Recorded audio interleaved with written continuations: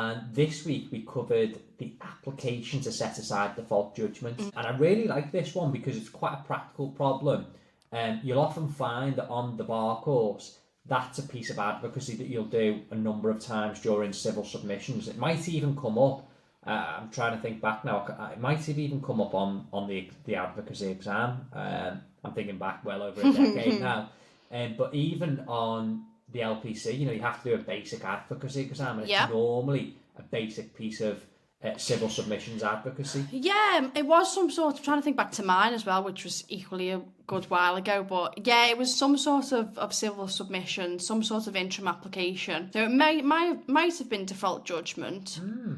But even so, what you go through to put together the submissions and the arguments transfer over to any. Yeah. Same principle. You've got your set of rules, so you're normally applying the civil procedure rules and a bit of case law to a set of facts, and then presenting the submission. Yeah.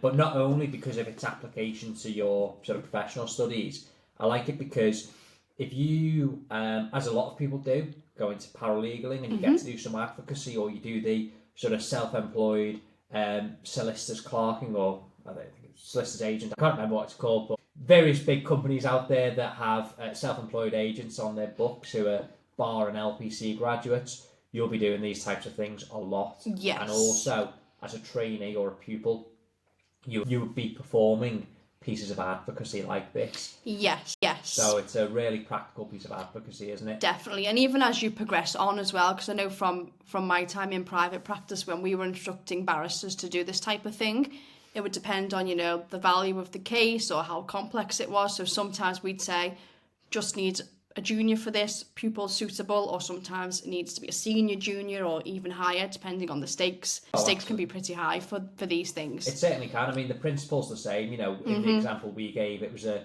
sort of fast-tracky type claim, about £10,000-15,000 or something. So something like that, you could have someone really junior on it. Likewise, if you ended up having default judgments against you on a £20 million claim, you wouldn't want to send someone very junior. You would imagine that even though the law is the same, you'd still probably want to send a silk or something to deal with an application of that nature.